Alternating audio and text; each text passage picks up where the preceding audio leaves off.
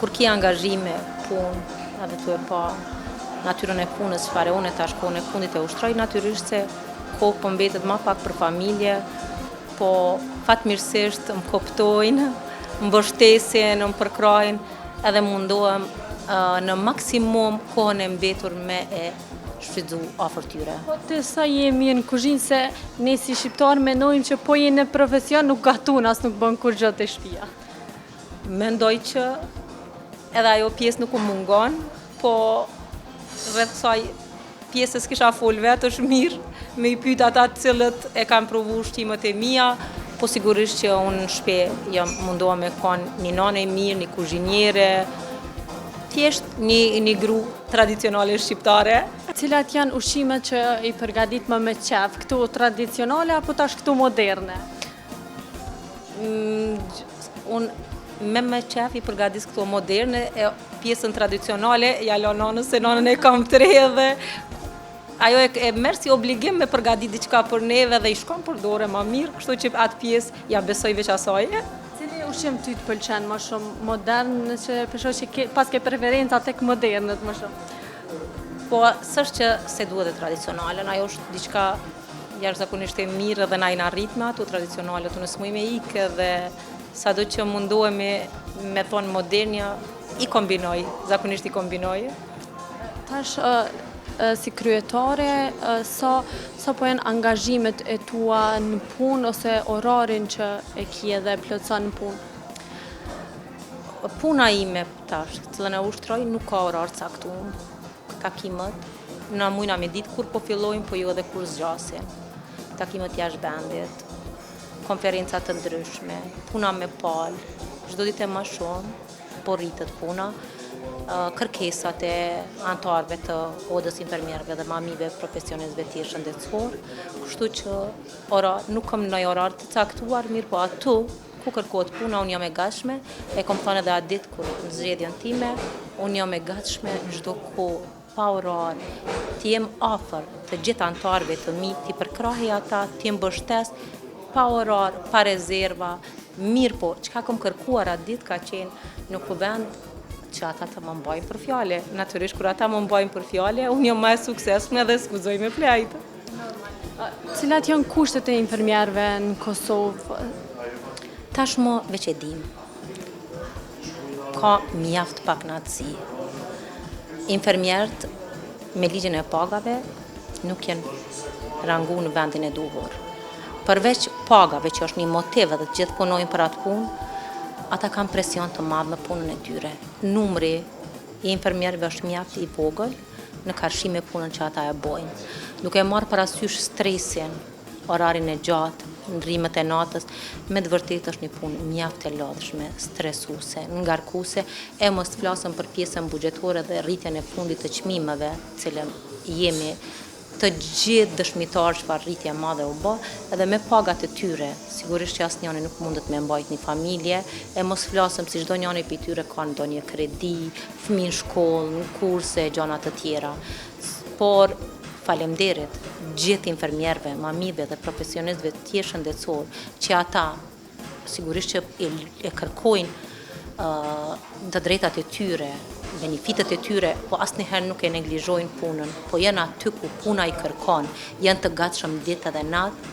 për të shërbyer pacientit. Pra me fokus e kanë pacientin aty, edhe duke marrë parasysh punën e tyre, angazhimet e tyre, unë jam e gatshme, ti mbështes ata, ti përkraj dhe të ngrizonin kudo që kërkohet. Përveç asaj, askush nuk i kupton ata më mirë se unë, nga se unë kam qenë një infermiere dhe nga kujdestaria kam dalë në këtë pozitë. Andaj punën e infermierit e kuptoj unë më mirë se çdo kush, duke marrë parasysh se takimi i parë me pacientin është infermieri, po edhe përcjellja e tij. Infermieri nuk kryen vetëm punë profesionale. Ai është aty për t'i ngushëlluar ata, për t'i mbështetur edhe në mënyrën morale, edhe në mënyrën emocionale, është për t'i promovuar shëndetin, për gjë ai është afër pacientit në çdo kohë kur edhe kërkohet. Këtë e ka dëshmuar më së miri lufta e fundit në Kosovë, kur infermierët asnjëherë se kanë kursyr veten, e as familjet e tyre, natyrisht edhe Covidi, që është tash së afërmi,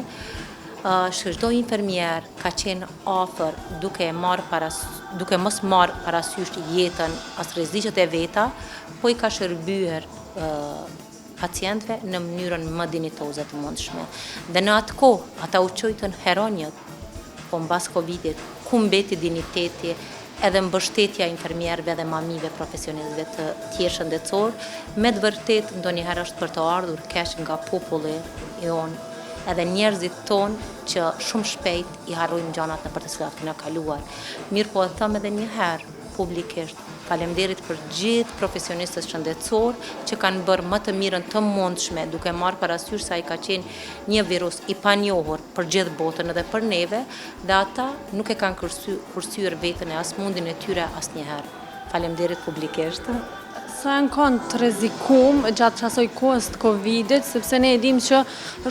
domethënë krejt edhe studentat e infermierisë janë kanë të angazhuar në punë gjatë kohës me virusin Covid. Unë e thash, ka qenë një virus i ri, i panjohur për krejt botën, edhe për vendin tonë, dhe gjithë infermierët nuk e kanë marrë për bazë rrezikun e tyre, po i kanë shërby pacienta, kanë mjaft stresuese, mjaft e rëndë, përveç rreziku që e kanë pas edhe si janë kanë të njohur me atë virus, ka ato rrobat të cilët i kanë mbajtur vesh, edhe ato maska, ato syza janë kanë mjaft të rënda, kur ka qenë edhe koha e nxehtë, edhe fluksi i madh i punës, ndonjëherë ata janë kanë çështë lodhur edhe traskapitur kur janë dalë prej pune, sa nuk janë kanë në gjendje me vazhdu tutje diçka përveç një pushimit krejt asaj sfide. Këtë e thëmë me ndërgjegjen më të plotë, me bindjen më të madhe se jam kanë pjesë e asaj kohë edhe vetë. Në fillim të pandemisë unë veç u pata lajmëruar të punoj vullnetare dhe e di çfarë punë dhe çfarë sfide dhe çfarë streti dhe çfarë ankthi ka qenë në rend të parë pacientave të cilët janë shtrirë ato, e pa në anën tjetër edhe e gjithë stafit, se u kanë rënë gjithaj pacient, gjithaj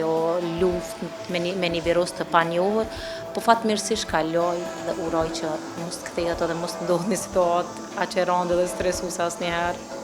Sa janë të pranuar studentët e infermierisë, tashmë që janë duke studiuar infermierin në institucione publike për praktik, ose a ka mundësi punësimi në ato punë praktike që e bojnë? Kjo është e rregulluar mjaft mirë me institucione, një marrëveshje me gjitha kolegjët edhe UP-n për praktikën e studentëve brenda institucioneve shëndetësore, natyrisht me mentore, ato i udhëheqin një mentore dhe ja u mëson punën, kështu që është e rregulluar edhe ata i ndjekun praktikën në afër institucioneve shëndetësore të përcjellur nga mentorët e tyre. A ka mundësi të pranohen, ajo është pjesë që i takon Ministrisë Shëndetësisë, natyrisht kur është për komuna ose ambulantave komuna, nuk është pjesë që na takon neve, mirë po ne jemi për t'i punësuar ata edhe natyrisht për t'i ndalë në vendin tonë, t'i ofrojmë pushte sa më të mira.